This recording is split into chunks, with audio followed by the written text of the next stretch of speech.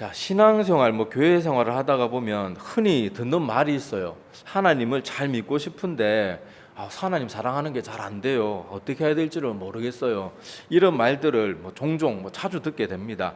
그런데 이거는 우리가 보통 성경이 말하는 사랑과 또 우리가 생각하고 있는 인간적인 사랑의 그 개념의 차이가 있기 때문에 자꾸 이런 문제들이 일어나는 것 같아요. 그래서 오늘은 성경이 말하는 사랑, 하나님 어떻게 사랑하는지, 또 우리가 어떤 모습으로 하나님께 나가야 되는지 그런 것들에 대해서 오늘 살펴보려고 합니다. 자, 성경에서는요, 사랑이, 우리 인간들은 보통 사랑 그러면은 언젠가부터 자꾸 남녀의 사랑, 이렇게 감정적인 사랑, 좀 이렇게 가슴이 콩닥콩닥하고 하여튼 좀 그런 좀 이렇게 자극적인 사랑, 이런 것을 자꾸 사랑이라고 생각하는데 성경에는 여러 종류의 사랑이 등장합니다. 자, 대표적으로 하나님께서 우리를 사랑하실 때는요, 우리가 무슨 사랑할 만한 가치가 있어서 사랑하는 게 아니에요. 보통 우리 인간들은 사랑을 할 때 보면은 그 사람이 인물이 좋든지 돈이 많든지 하여튼 뭐가 있어가지고 사랑하지만은, 하나님은 우리한테 사실 하나님의 그 성품대로라면 우리 인간들에게 사랑을 베푸는 게 아니고 진노하는 게 마땅해요. 그런데 아무것도, 하나님께서는 우리에게 볼 것이 아무것도 없음에도 불구하고 일방적으로 우리를 사랑해 주시는 숭고한 사랑이 있습니다. 숭고한 사랑. 보통 아가페 사랑 그러는데 우리는 어려운 단어는 쓰지 맙시다. 쓰지 말고, 자, 그렇게 하나님께서는 아무 사랑받을 만한 가치도 없는 존재들에게 무조건적으로 부어주는 그런 사랑이 있어요. 자, 그런 사랑이 있는가 하면, 우리 또 구약 성경에 보면 우리 잘 아는 다윗과 요나단의 사랑이 나옵니다. 다윗과 요나단 같은 경우에는 남녀 간의 사랑이 아니죠. 지금 현대 이상한 신신학자들이나 자유주의 신학자들은 그 요나단이 다윗을 자기 생명처럼 사랑하였더라 이렇게 기록되어 있는 거 가지고 다윗과 요나단이 동성애자였더라 이렇게 말도 안 되는 소리를 하는 사람들인데, 어떻게 그런 해석하는지 좀 그 사람들이 더 신기해요. 자, 그런데 여기서 나타나는 다윗과 요나단 같은 경우에는 어떤 사랑이에요? 우정의 사랑이죠. 우정. 서로의 인품에 감동하고 그렇게 해서 이렇게 우정으로서 사랑하는 그런 사랑인데, 하여튼 그렇게 성경 이상하게 해석하는 사람들은 그렇게 모든 걸 삐딱하게 보고 싶은가 봐요. 실제로 성경에 보면 다윗이 조그만 실수를 해도 하나님께서 항상 선지자들이나 주변 사람들을 붙여줘가지고 잘못을 깨닫게 하고 회개하게 하셨어요. 근데 만약 그 사람들이 주장대로 다윗과 요나단이 동성애자였다, 그러면 하나님께서 가장 싫어하는 죄 중에 하나가, 대표적인 죄가 동성애인데, 하나님께서 선지자를 통해서 깨우쳐 주든지 아니면 이런저런 징벌을 통해서 깨닫게 하시든지 깨닫게 하지 가만히 놔두셨겠어요. 성경 어디에도 그런 뉘앙스조차도 없는데 좀 그렇게 해석하는 사람도 참 신기하긴 합니다. 자, 하여튼 간에 여기서도 보면 다윗과 요나단의 같은 경우에는 남녀 간의 사랑, 가슴 뛰는 그런 사랑이 아니고 우정이에요. 우정의 사랑, 그런 사랑도 있고, 또 우리 왕을 향한 그런 사랑, 다윗 왕을 사랑했던 또 수많은 충신들이 있고, 실제 우리 역사 속에서도 보면요, 이렇게 왕을 향한 아니면 나라를 향한 충성심으로 사랑하는 그런 사랑들도 등장합니다. 여러분 우리 충성하면 대표적으로 떠오르는 사람이 정몽주 있잖아요. 정몽주가 어떤 사람이었습니까? 여러분 알다시피 고려 말이 귀족들이 극도로 타락해가지고 고려에 더 이상 회복의 기미가 보이지 않아요.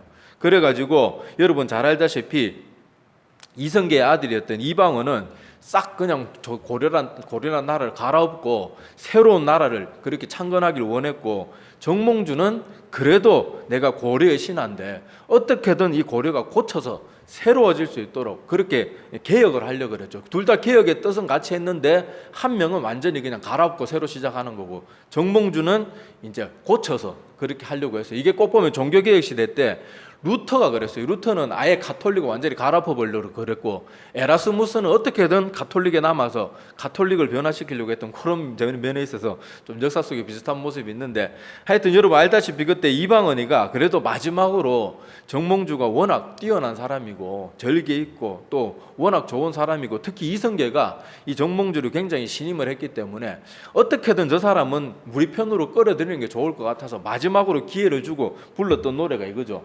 자, 하여간데 우리 원래 고어로 적혀 있는 말이 있지만은 그 발음하기 힘드니까 조금 번역된 이 말을 보면 여러분 눈으로 보세요. 그때 마지막으로 이런 시조로 지금 마음을 떠보는 거예요. 이방원이가 떠보니까 이런들 어떠하리, 뭐 저런들 어떠하리, 만수단 더렁치기 얽혀진들 어떠하리, 우리도 이같이 얽혀져 100년까지 누리리라. 그러니까 고려 왕조가 이래 되니 어떻게 되니 어차피 이거는 끝난 그런 상태다. 우리가 그냥 잠시 우리의 그런 중심이나 그런 것들 접어두고 이제 새로운 나라를 건국해서 우리 한번 같이 새로운 나라에서 한번 태평성대를 누려보자, 이런 마음으로 이 시조를 읊었더니 정몽주가 대답했던 게 단심가죠. 자, 우리 뭐 옛날에 가요로도 이 노래 막 부르고 그랬는데, 자, 이게 뭐 이 몸이 죽고 주고 100번 고쳐주고 백골이 진토되어 넋이라도 있고 없고 임양한 일편단심이야 가실 줄이 있으랴. 뭐 우리 옛날에 문학책에 보면 이시랴 뭐 이렇게 막 표현됐고 그런데, 자, 여기서도 보면 정몽주가 무슨 임금이나 나라를 향해서 가슴 벌렁벌렁거리는 그런 사랑 가지고 사랑한 거 아니잖아요. 사실 고려를 지금 고려라는 그 왕조와 왕이나 뭐 그런 귀족들을 보면 정몽주 입장에서 피가 거꾸로 솟는 거예요. 나라가 이거 완전 엉망진창이고 막 부패할 때 뭐 더 이상 부패할 정도 뭐 될 수가 없을 정도로 극도로 부패한 그런 상황 가운데 정몽주가 가졌던 나라를 향한 마음은 충성에서 우러나오는 그런 사랑의 마음이었어요.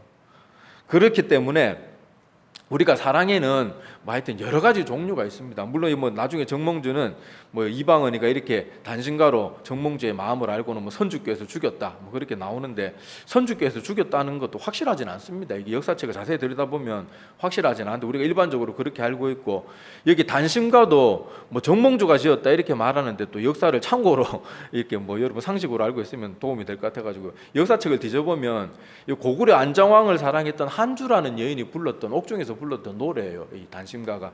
자, 그래서 뭐 정몽주가 그때 인용한 건지 뭔지는 모르겠는데 하여튼 뭐 그런 또 얽힌 재밌는 얘기들도 있습니다. 자, 하여튼 간에 여기 정몽주가 그렇게 이렇게 뭐 단신가를 부르면서까지 나라나 왕을 향해서 그렇게 자기 마음을 고백했던 사랑은 그렇게 남녀 간의 사랑 같은 그런 가슴 뛰는 사랑은 아니란 말이에요. 냉정하게 생각하고 나라를 생각하고 그런 가운데서 우러나오는 그런 사랑이었습니다. 그렇다고 뭐 성경에 남녀 간의 사랑이 안 나오냐? 그거 아니에요. 우리 아가서 잘 알죠. 아가서에 보면 남녀 간의 사랑이 절절하게 기록이 돼 있잖아요. 막 절절하게 기록되어 있는 것처럼 성경에는 보면, 자, 뭐 대충 이 정도만 예를 들었지만은 이거 외에도 많은 종류의 사랑이 등장을 합니다. 근데 아까 말했다시피, 아까도 뭐 말했지만 시작 부분에 신앙생활을 하다가 어떤 성도님들이 하나님 사랑하고 싶은데 사랑이 잘 안 돼요. 막 하나님 생각해도 저는 아무 감정도 없어요. 저 왜 이런지 모르겠어요. 막 그렇게 말하는데, 이게 우리가 하나님의 사랑, 성경이 말하는 사랑에 대해서 잘못 생각을 하고 있기 때문에 그래요. 아까도 말했다시피 현대인들은 사랑이라 그러면 그만 모든 게 남녀 간의 사랑에 기반해서, 사랑 그러면은 모든 걸 남녀 간의 사랑에 기반해서 그렇게 모든 것을 생각하다가 보니까 하나님을 사랑하는 것을 자꾸 감정으로, 내 감정으로 하나님을 사랑하냐 안 하냐 그걸 자꾸 판단을 내리다가 보니까 자꾸만 엉뚱한 결과가 나타나고 마는 거예요. 자, 그래서 일반적으로 우리가 떠오르는 그 남녀 간의 사랑은 가만히 한번 생각을 해보세요. 남녀 간의 사랑은 보통 뭐 상대방 연인이 뭐 인물이 정말로 좋거나 아니면은 뭐 돈이 많거나 권력이 있거나 하여튼 뭐가 있어서 사랑합니다. 그리고 조금만 마음에 안 들면 사랑했다 그러다가 또 지지고 볶고 싸우고 막 그러잖아요. 그게 그냥 남녀 간의 사랑이고, 성경이 말하는 여러 종류의 사랑은 그것보다 훨씬 차원 높은 숭고한 그런 사랑이 많거든요. 자, 그래서 오늘 그거를 우리가 좀 남녀 간의 사랑은 내려놓고 성경 말씀만 가만히 보면서 그렇게 한번 하나님이 우리에게 사랑하라 하신 그 뜻을 살펴보려고 해요.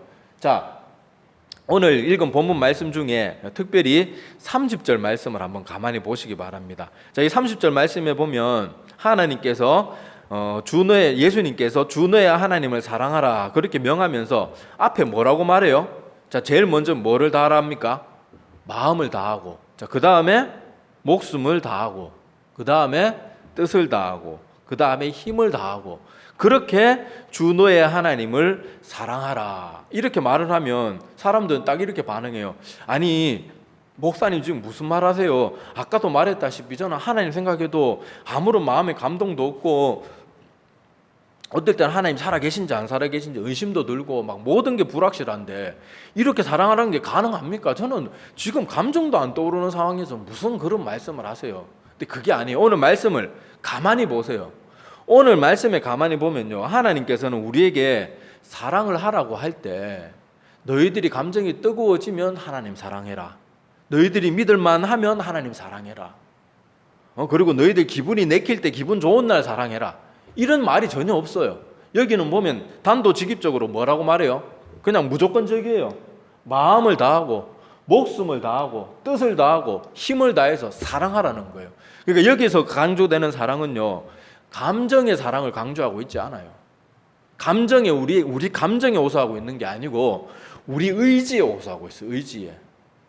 너희들이 사랑이 되면 하나님을 사랑하라는 게 아니고 너희들 마음은 아무 중요하지 않대요. 너희들 마음 아무 상관없고 하나님을 너희가 온 마음을 너 의지를 가지고 사랑이 되든 안 되든 너희가 온 마음을 다해서 너 의지를 총동원해서 네 마음을 굴복시켜서 그렇게 하나님을 사랑하라는 거예요. 그런데 우리는 자꾸 하나님을 사랑한다고 생각할 때 막 어떤 사람들이 간증 집회 나가지고 막 하나님 사랑하면 저는 가슴이 뭉클뭉클해요. 막 그러면은 나는 저런 마음이 안 드는데 난 사랑 안 하는 게 아닌가, 사랑하는 게 아닌가 보다. 뭐 자꾸 그렇게 생각을 하는데 아니에요. 오늘 말씀에 보면요, 이 말씀에 나오는 것처럼 하나님의 사랑은 그런 게 아니란 말이에요. 하나님 우리에게 요구하시는 사랑은.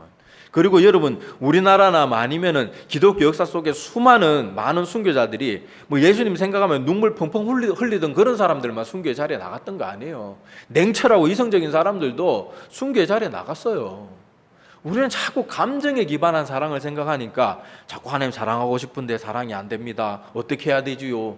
자꾸 그렇게 말하는데 오늘 말씀을 자꾸 우리는 뭐든지 우리의 머릿속의 상식이나 우리 머리의 생각으로 하나님을 믿고 하나님의 뜻에 따르는 거 아니에요. 항상 우리는 모든 걸 성경이 말씀하는 대로, 성경에 기반한 대로만 하나님을 믿어야 되거든요. 자, 그래서 성경 다른 데도 보면요, 하나님께서 그렇게 우리에게 요구하시는 모습들이 나오는데 하나님은 항상 우리에게 어떤 순종, 먼저 우리가 뭔가를 하기를 원하세요. 자, 오늘 말씀도 보세요. 자, 누가복음 11장 9절에서 10절입니다. 우리 같이 한번 읽어볼게요. 자, 한번 요 화면에 있으니까 찾지 말고 같이 한번 읽어보겠습니다. 자, 시작.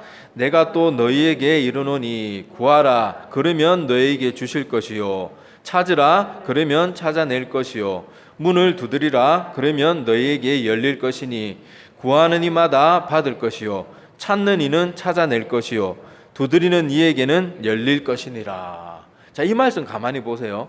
자, 이 말씀을 보면은 너희들이 가만히 있어도 어느 날 내가 가가지고 너희들 마음 문도 활짝 열고 확 가서 그냥 내가 모든 거 다 던져주고 올게, 이런 말이 없어요. 자, 여기 보면 분명히 뭐라고 말합니까? 구해야지 주신대요. 찾아야지 찾을 수 있대요. 그리고 구하는 이마다 받고 찾는 이마다 찾아낼 것이고 두드리는 이에게 열릴 것이래요. 그리고 자, 계시록 3장 20절에 보면 또 다른 말이 있습니다. 자, 볼지어다 내가 문 밖에 서서 두드리노니. 자, 두드리는 건 주님인데, 자, 누구든지 내 음성을 듣고 어떻게 해야지 주님께서 우리 마음에 들어오신대요? 마음은 우리가 열어야 된대요. 하나님은 항상 이렇게 말씀이나 명령을 통해서 우리에게 어떻게 하면 내가 너희와 함께하고 너희에게 들어갈 수 있는지는 가르쳐 주세요. 그런데 중요한 건 거기까지는 하나님이 하시지만은 그걸 받아들이는 건 누가 해야 되는 거예요? 내가 찾고 두드리고 구하고 문을 열고 이런 건 내가 해야 되는 거예요. 그렇다고 하나님께서 여러분 가만히 사실 엄밀히 따져보면요, 우리 하나님께서 뭐 우리에게 구하든 찾든 뭐 열어주든 뭐 하여튼 그런 행위를 요구한다고 해서 하나님 아무것도 안 한 거 아니에요. 가만히 따져보세요. 하나님께서 사실 우리가 요구하기도 전에 우리가 죄사함 받고 구원받을 수 있는 길을 자기 하나뿐인 아들 예수 그리스도를 십자가에 죽이시면서까지 그 만문, 그 구원의 길, 그 열어주신 분이 누구예요? 하나님이세요. 그리고 우리 인간들 가만히 우리 한 명 한 명을 따져보면요, 하나님으로부터 칭찬받고 구원받을 만한 착하고 기특한 일을 한 사람이 이 지구상에 누가 있어요? 아무도 없어요. 아무도 없는데 하나님이 미리 사랑하시고 하나님께서 아무것도 잘한 것도 뭐 하기도 전에 우리를 먼저 사랑하고 구원의 길도 열어주시고 죄사함에 대한 모든 죄사함 값도 다 치러놓고 우리는 단지 그거 받기만 하면 되는데 나머지를 우리에게 요구하시는 거란 말이에요. 뭘 요구하는가 하면 너희들이 하나님을 사랑할 때 그냥 사랑하는 감정이 생길 때까지 기다려야 되는 게 아니고 하나님을 내가 찾아야 돼요. 내가 하나님 앞에 가서 계속 두드려야 돼요. 계속 하나님이 내 마음을 놓고 하는 게 느껴지면 내 마음을 활짝 하나님 앞에 다 열어놓고 내 마음의 주인을 하나님으로 바꿔야 돼요. 나 자신으로부터. 그렇게 하면 하나님이 그 사람 가운데 들어가시겠다고 약속하셨거든요. 그러니까 우리가 하나님을 사랑하라 그렇게 말할 때 사랑 안 되는 거 어떻게 이렇게 말하면 안 돼요. 그거는 성경을 아주 잘못하고 잘못 이해하고 있는 거예요. 하나님은 우리에게 너희들의 의지를 동원해서 사랑하라고 하지 사랑이 되면 사랑하라고 말한 적이 단 한 번도 없어요.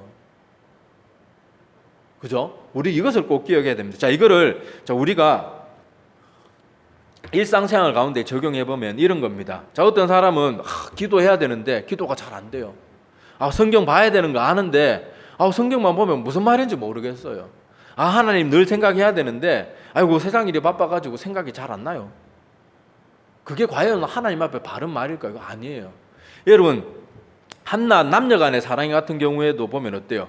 좋아하는 사람 생기면 자기 시간을 쪼개서 그렇게 막 아무리 회사 생활이 바쁘고 아무리 힘들어도 어떻게든 데이트할 시간을 만들어냅니다. 맞죠? 그리고 틈만 나면 전화하고 수시로 그 사람 생각해가지고 뭐 선물을 뭐 할까? 또 직접 어떨 때 못 만나면은 뭐 출장 가 있으면은 뭐 요새 택배나 이런 거 좋잖아요. 뭐 인터넷으로 주문을 해서 거기 보내주든지 무슨 수단과 방법을 써서라도 뭐 그 사람을 기쁘게 해주려고 애를 써요. 근데 한낱 남녀 간의 사랑도 그렇게 구구절절히 그렇게 힘을 쓰고 애를 쓰고 그렇게 하는데 자, 우리가 하는 말은 맨날 무슨 말 하는가 하면 사랑이 안 되는데요. 성경이 눈에 안 들어오는데요. 기도가 안 되는데요. 하나님 잘 머리에 안 떠오르는데요. 그게 아니란 말이에요. 우리가 하나님을 사랑하는 건 성경이 말할 때 우리의 감정에 호소하는 게 아니고 어디에 호소한다고요? 우리 의지에 호소한단 말이에요. 그러면 내가 어떻게 하나님을 믿어야 돼요? 하나님을 내가 일상생활 가운데 하나님이 머리에 안 떠오른다고 생각 안 하는 게 아니고 내가 틈만 나면 하나님을 계속 내가 생각해야 되는 거예요. 하나님에 대해서 생각하고 밥을 먹을 때도 하나님 주셔서 감사합니다. 억지로 생각해내고 억지로라도 기도하고 그리고 성경 말씀이 잘 안 들어와도 드라마 같은 데 보는 때는 우리가 얼마나 열심히 잘 봅니까? 이 성경 말씀이 좀 옛날 말에서 어려우면 새롭게 번역된 요즘 새로 나온 그런 번역된 성경을 보더라도 하여튼 자기가 좀 더 잘 읽을 수 있는 수단과 방법을 안 가리고 해서 더 잘 읽을 수 있는 그런 성경 막 무슨 내용인지 잘 모르더라도 억지로라도 읽어야 되는 거예요. 기도가 잘 안 된다고 포기하고 그냥 손 놓고 있는 거 아니에요. 기도가 안 되더라도 기도하는 마음으로 앉아있기만 해도 성경에 보면 내가 어떻게 기도해야 될지 모를 때 성령 하나님께서 말할 수 없는 탄식으로 나를 위해서 대신 기도해 주신다고 했으니까 나는 기도가 되든 안 되든 기도의 자리 지키는 거예요. 앉아있는 거예요. 눈 감고 두 손 모으고 있는 거예요. 그리고 눈 감는 것도 답답하면 그냥 무릎 꿇고라도 앉아있는 거예요. 그렇게 아무것도 노력도 안 해놓고는 하나님 사랑하는 게 안 됩니다. 안 됩니다. 안 됩니다. 안 되거든요. 어떻게 하란 말입니까? 그게 아니에요. 성경에는 그런 식으로 말한 적이 없어요. 성경은 너희 심지어 목숨을 다해서까지 하나님을 너희가 온 마음을 다해서 사랑하라 그랬는데 우리는 자꾸 되면 하고 안 되면 안 하고 안 되는 거 어떻게 합니까? 그러면 우리가 안 되면 지옥 가야 되겠어요? 그건 아니잖아요. 우리가 정말 지옥 가기 싫고 하나님께 구원받고 놀라운 상급을 받고 싶으면 내가 온갖 나의 힘과 노력을 다 동원해서 하나님 앞에 나가야 되는 거예요. 예배의 자리도 내가 기분 나고 시간 날 때만 가는 게 아니고 내 힘을 다해서 나가야 되는 거예요. 예배의 자리 지키고 내가 할 수 있는 모든 것 또 하나님 앞에 뭐 바치고 싶을 때만 바치는 게 아니고 내가 비록 지금 뭐 아무것도 없고 연약해도 작은 것이라도 하나님 앞에 어떻게든 드리려고 노력하고 사랑하는 연인한테는 뭐 아무것도 안 아끼잖아요. 그런데 우리가 하나님을 여기 보면 내 마음을 다하고 뜻을 다하고 목숨을 다하고 힘을 다해서 사랑하라 그랬는데 아무것도 안 하면서 아이고 하나님 사랑이 안 됩니다. 그렇게 하면 이거는 뭔가 내가 지금 하나님을 잘못 사랑하고 있고 성경에 기록된 대로 그렇게 믿고 있는 게 아니고 내가 믿고 싶은 대로 믿고 내 감정이 이끌리는 대로 하나님을 믿는 그런 모습들 때문에 그렇거든요. 그래서 실제로 교회에서 사역을 해보면요 이런 게 단번에 드러나요. 자, 10년, 20년, 30년을 다녀도 교회에 그렇게 오래 다녀도 그냥 교회만 왔다 갔다 하고 그냥 기분 내킬 때 한 번씩 왔다 갔다 하고 이런 사람은요 20년, 30년을 다녀도 아무런 그 마음의 믿음이 자라질 않아요. 구원의 확신은 눈꼽만큼도 없고요. 성경에 대한 지식도 거의 전무합니다. 심지어 예수님의 12제자 이름도 다 몰라요. 대충도 몰라요. 베드로, 요한 이 정도만 알고 그런 나머지 사람들은 알지도 못합니다. 그리고는 십자가에서 예수님이 왜 죽어주셔야 됐는지, 뭐 죽어줬다 그러긴 그랬는데 뭐 그게 뭔지 잘 말도 못하고 그래요. 그런데 여러분, 새신자들 중에도요, 뭐 기독교 집안도 아니고 진짜 생판 전혀 기독교에 대해서 전혀 몰랐던 사람들인데, 그런 사람들 중에도 예수님 믿고 이렇게 뭐 성경의 말씀들 이런 것들 듣고는 정말 그렇게 믿어야 되는군요. 그렇게 순종하는 마음으로 막 성경 공부도 참석하고 막 새신자인데 막 새벽기도도 다 나오고 막 이렇게 열심히 있는 분들은요, 한 1년도 되지 않아 가지고 10년 20년 이렇게 신앙생활 한 사람들보다 더 성경을 더 잘 알아요. 더 하나님에 대해서 더 잘 알고, 복음이 뭔지에 대해서 더 잘 알고, 예수님의 십자가가 얼마나 소중한 건지 더 잘 알아요. 그리고 오히려 그런 사람들이 자기가 깨달은 바가 확실하니까 주변에 믿지 않는 사람도 또 더 잘 전하는 그런 능력들이 막 나타나는 거예요. 성경에 보면 분명히 말씀하신 대로 우리는 마음이 내키면 믿는 거 아니에요. 내 감정이 동해야 믿는 게 아니고, 하나님 믿는데 무슨 가슴 벌렁벌렁거리는 그런 것이 필요한 게 아니에요. 내가 온 마음을 다해서 하나님 앞에 나아가는 그 의지에 호소하는 그런 성경의 말씀들은 그런 말씀들이기 때문에, 그렇게 우리는 순종하며 나아가면 되는 거예요. 그런 사람들에게는 하나님께서 나중에는 감정도 주세요. 사랑에는 항상 감정도 따라오기 때문에, 그렇게 내가 하나님을 바르게 믿고 따르고자 애를 쓰고 수고하고 열심을 내면 하나님이 비로소 말씀을 통해서, 하나님의 말씀이 얼마나 진리된 말씀이고, 십자가 전에는 십자가 그래도 아무 감정도 없고 아무 감동도 없었는데, 이 말씀들이 들려지고 믿어지고 그렇게 하나님의 말씀대로 순종했더니 이 말씀이 점점 더 이해되면서 받아들여지기 시작하면요, 이제 십자가만 생각해도 가슴이 뭉클뭉클해지는 그런 감정들도 따라오는 거예요. 근데 우리는 자꾸 이 순서를 반대로 생각하는 거예요. 감정이 안 되는데 어떻게 사랑하라고 자꾸 그러세요, 목사님? 그게 아니에요. 내 감정은 다 제쳐놔야 돼요. 우리 감정은 하나님 앞에 나가는데 우리 감정으로 나가는 거 아니에요.